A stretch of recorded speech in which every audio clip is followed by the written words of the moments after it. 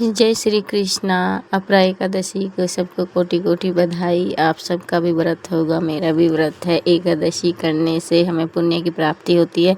एकादशी में हमें कथा सुनना चाहिए, हमें भजन करते रहना चाहिए ताकि हमारे पुण्य बढ़े और हम श्री कृष्ण के थोड़ा तो पास पहुंच जाएं।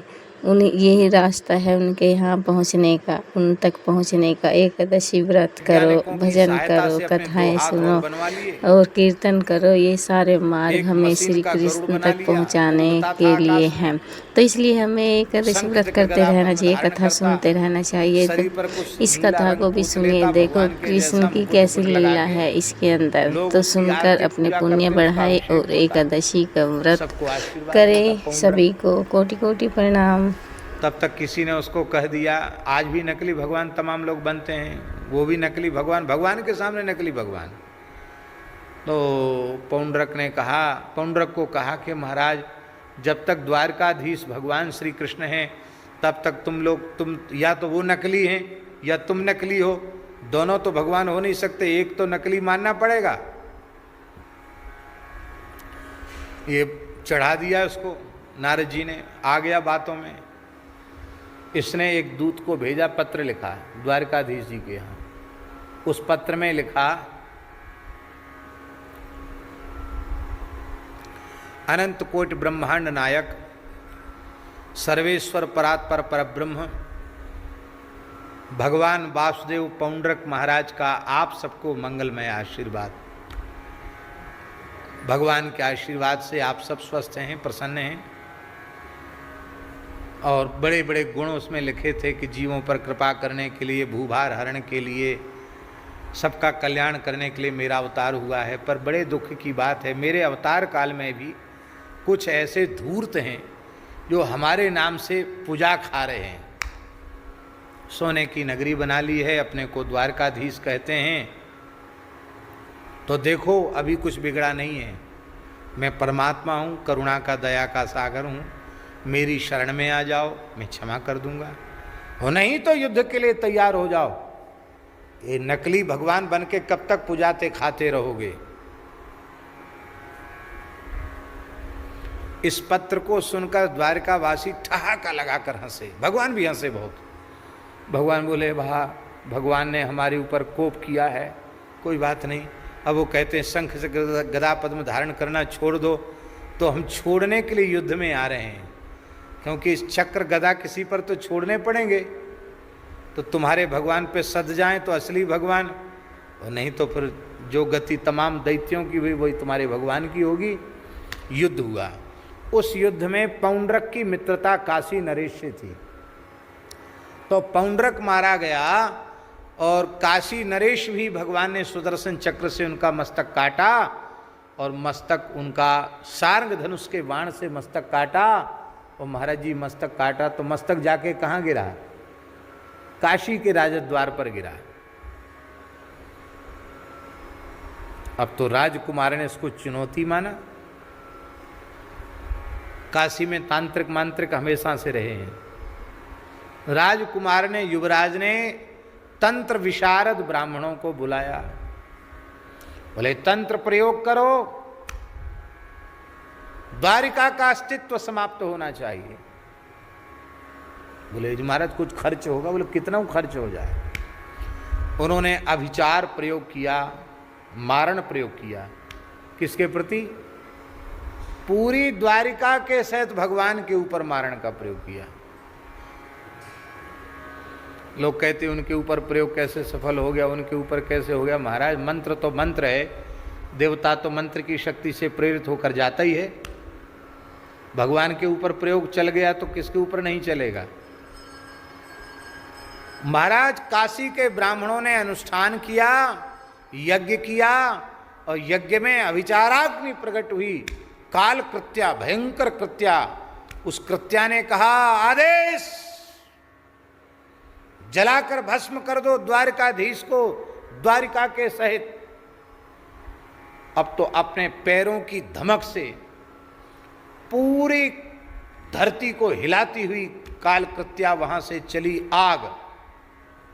कहते ना, मूठ चली आग, आग ही तो होती हड़िया, पर ये तो भयंकर अग्नि थी, ओ आकाश लपटों को छू रहा था, तमाम वनों को, नगरों को दग्ध करती हुई यह आग काशी से द्वारका की ओर चली।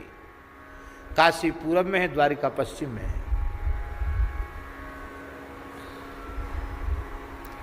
द्वारिकापुरी की रक्षा में सुदर्शन चक्र भगवान ने इस कृत्या को भीतर घुसने ही नहीं दिया। तो ये मारण प्रयोग जिस पर किया जाता है उस पे यदि सफल न हो तो प्रयोग करने वाले को ही मार देता है।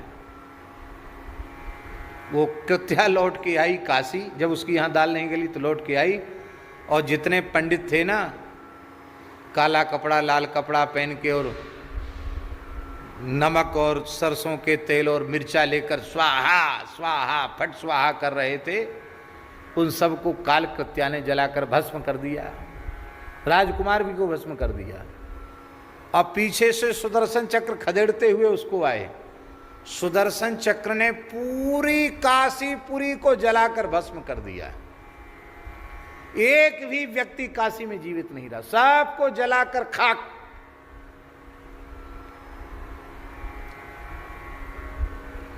शंकर जी कुछ नहीं बोले। बोलना चाहिए कि नहीं बोलना चाहिए? आपके घर में कोई आग लगावे और आप समर्थ व्यक्ति हैं तो आप परिवार वालों को बचाएंगे कि नहीं बचाएंगे?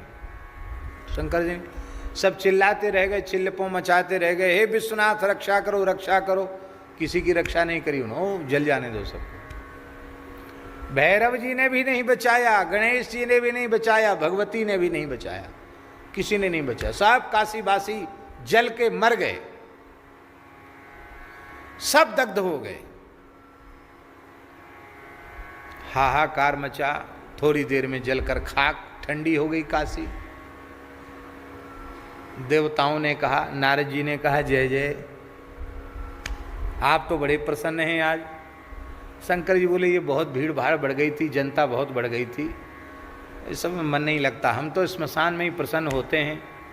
आज पूरी की पूरी काशी स्मशान होगी। क्यों कि इस इन सब का बुरा तो हुआ नहीं। एक तो भगवान के सुदर्शन चक्र की अग्नि से जले, तो वैष्णवाग्नि से जले तो सब वैकुंठ चले गए, सबका मोक्ष हो गया। वो काशी में मरे तो काश्याम मरणान मुक्ति, तो इन सब का तो कल्याण हो ही गया और हमारी मौज आ गई। क्यों? बोले अब तो काशी में जहाँ इच्छा हो वहीं लौट जाओ। चिता भस्मा लेपा, पूरी काशी ही भस्म हो गई, इसलिए काशी महाश्मशान है। तो आपने बचाया क्यों नहीं? बचाते तो सही आप। शंकर जी बोले, जो मेरे प्रभु के विरोधी हैं उनको तो जलकर भस्म ही हो जाना चाहिए। भगवान के भक्तों को होते तो हम बचाते, ये भगवान श्री कृष्ण को मारण करना चाहते, उनको हम बचावें, ये संभव नहीं है। उन्हीं मीराबाई के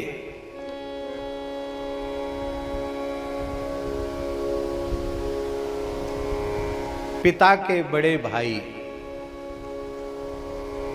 राव जोधा जी के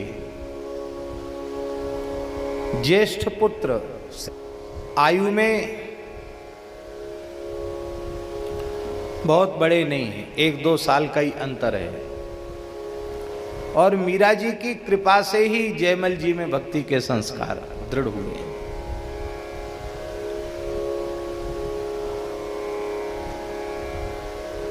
विलक्षण बात है।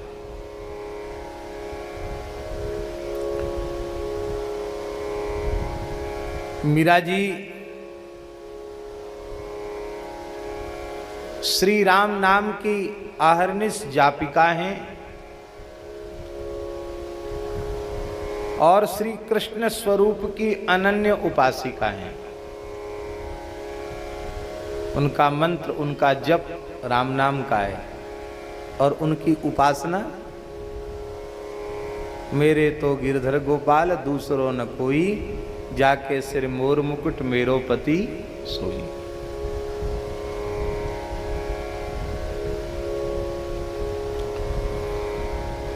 और राव जोधा जी, श्री जयमल जी, ये भक्ति तो करते हैं श्री चार भुजानाथ की, और इनके आराध्य हैं धनुर्बाणधारी श्री रघुनाथ जी, जयमल जी। भाई जयमल जी मेड़ता के नरेश थे। होते हुए राठौड़ों की मेड़ता गद्दी सबसे बड़ी रियासत थी मेड़ता, और उसके शासक होते हुए भी वे 10 घड़ी तक भजन करते थे। कितने देर तक? 10 घड़ी। 10 घड़ी माने होता 4 घंटा। 4 घंटे तक एक आसन से बैठकर वे भजन करते थे, भगवान की सेवा करते थे, भगवान की का स्मरण करते थे। और उनके राज्य में घोषणा थी, इन 4 घंटों के भीतर, 10 घड़ी के भीतर यदि कोई मेरे पूजा पाठ में विक्षेप करेगा तो उसे मृत्यु दंड दिया जाएगा। ये इसलिए था कि कोई हमारे भजन पाठ में विक्षेप न करे। हम लोगों के जीवन में इतनी व्यस्तता होती तो राजाओं के जीवन में कितनी व्यस्तता होती हो।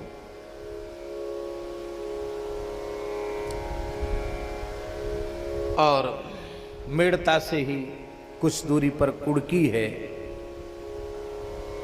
यहाँ इनके नाते रिश्ते में ही कोई लगता था, वो बहुत शत्रुता रखता था, कई युद्ध हो चुके थे। लेकिन इस बार जब उसे पता चला कि जयमल जी 10 घड़ी तक भजन करते हैं, 4 घंटा तो किसी किले को फतेह करने के लिए पर्याप्त है, तो अनेक राजाओं की सेना के सहित कुड़की का राजा उसने घेर लिया पूरे मेड़ता नगर को चारों ओर से। और ठीक उसी समय घेरा जिस समय राव जयमल जी भगवान की सेवा में गए।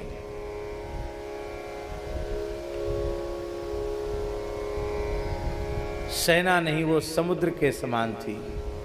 लगता था समुद्र के बीच में जैसे कोई टापू हो, ऐसे लगता था। उस सैन्य सागर के मध्य टापू के जैसा लग रहा था मेड़ता। हाहाकार मच गया, इतनी बड़ी सेना और हम लोग असावधान, ये तो थोड़ी देर में ही सब काम तमाम हो जाएगा, ये स्थिति थी। अब बिना राजा महाराज की आज्ञा के कोई कुछ कर नहीं सकता, क्या करे, कैसे करे।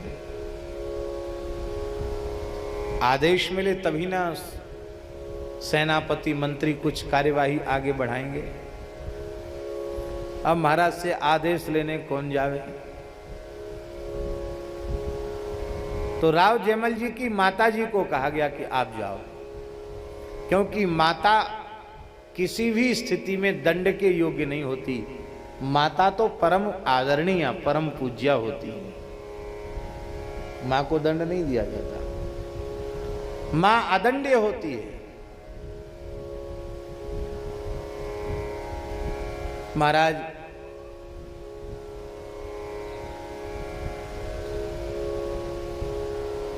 मां जो है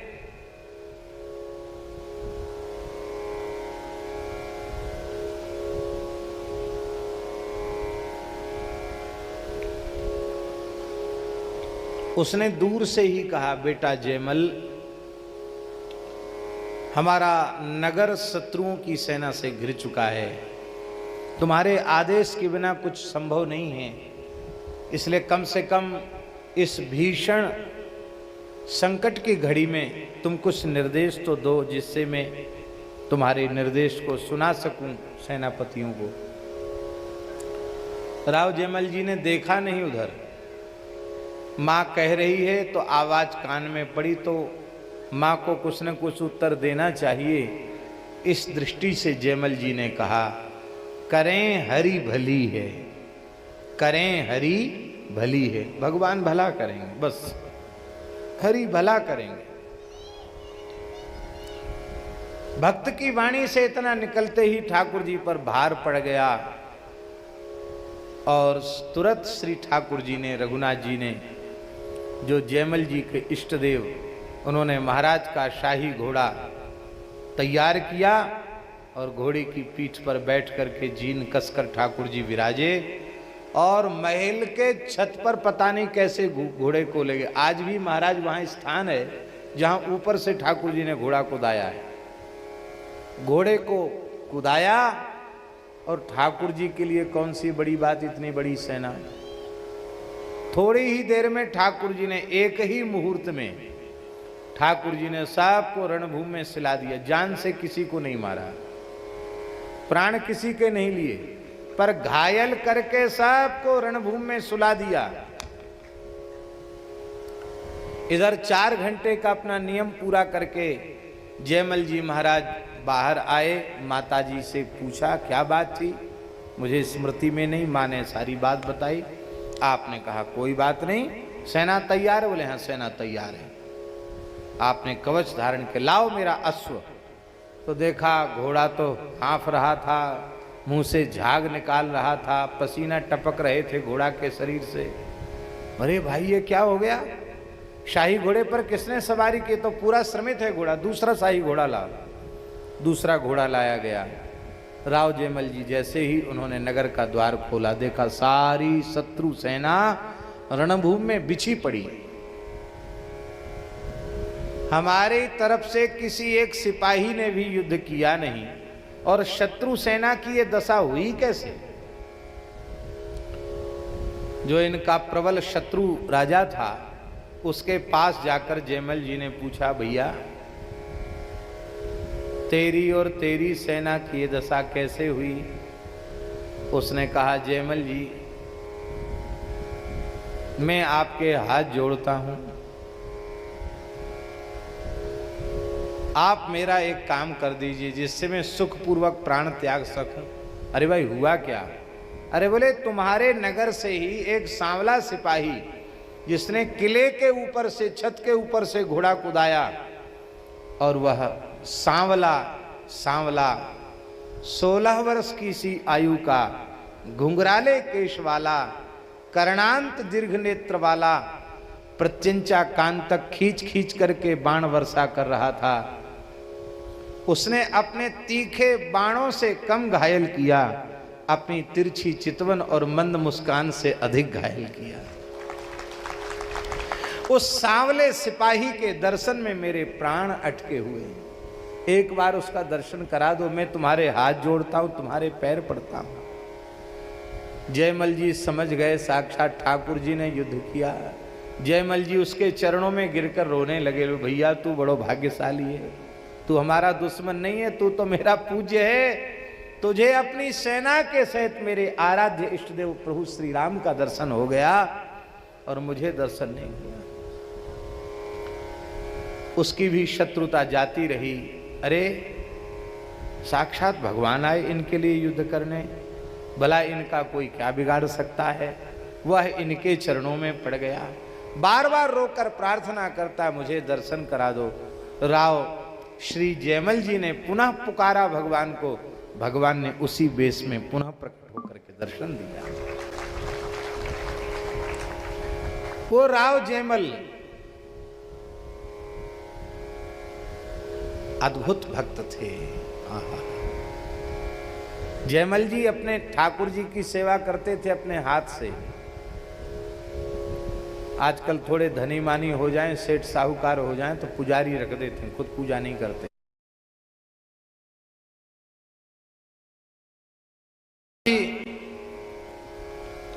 राव जयमल जी अपने हाथ से सेवा करते थे।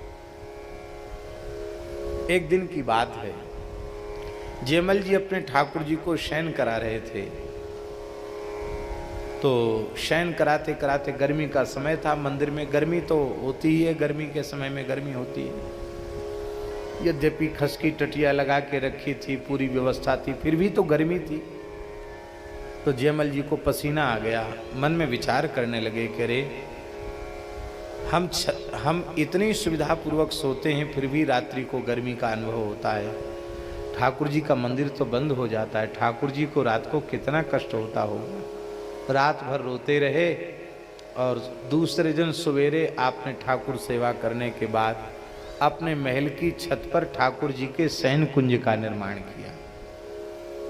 और शयन कुंज का निर्माण करके चारों ओर से खस की टटिया लगा के, सुंदर मोगरा आदि के पुष्प से सजा करके, गुलाब जल, इतर का, चंदन का, अर्गजा का छिड़काव करके, और वो डोरी से खींचने वाला पंखा सब व्यवस्था करके सुंदर फूलों की सेज सजाते, सीढ़ियों पर फूल बिछाते, और फिर मंदिर में तो ठाकुर जी अचल हैं, अब ऊपर कैसे जाएंगे, तो मंदिर खोलकर शयन के बाद मन ही मन भाव करते कि श्री रघुनाथ जी, किशोरी जी परस्पर गलवहियाँ दिए हुए सीढ़ियों पर धीरे धीरे धीरे धीरे चढ़ते चढ़ते ऊपर जा रहे हैं। फिर वहाँ पौढ़े हैं, सखियों ने चरण दबाए हैं, युगल सरकार शयन कर गए हैं, पान दान, पीक दान, इत्र दान, शयन भोग सब पधरा देते, वहाँ जल की झारी पधरा देते, और मानसी में बहुत देर तक ऊपर सेवा करते। अब फिर इसके बाद अपने महल में आते। रानी ने सोचा कि 4 घंटे सवेरे तो नियम करते ही हैं, अब एक रात का एक अलग नियम इनका शुरू हो गया। तो ये आंख मूंद के क्या करते हैं, बहुत देर तक छत के ऊपर बहुत कुछ करते हैं। अब छत पर किसी को जाने की मनाही आखिर है क्या। तो एक बार महाराज सो गए थे जयमल जी, तो महारानी ने सोचा कि देख के आवें आखिर ऊपर है क्या ऐसी चीज जिसके लिए ये जाते हैं। वो उसे रोमांच हो गया, व्याकुल हो गई, इतने सुंदर ठाकुर जी सो रहे हैं यहाँ। अब एक बार तो व्याकुल हो गई, तुरंत उतर करके आई और आकर के राजा से पूछा वो कौन थे जो शयन कर रहे थे ऊपर। समझ तो गए कि बड़ी भाग्यशाली, इसको साक्षात्कार हो गया, दर्शन हो गया, लेकिन डांट करके कहा क्यों गई उनके शयन। बोले वो जगह नहीं थे, मैं तो दूर से देख के आई, खबरदार अब मत जाना ऊपर।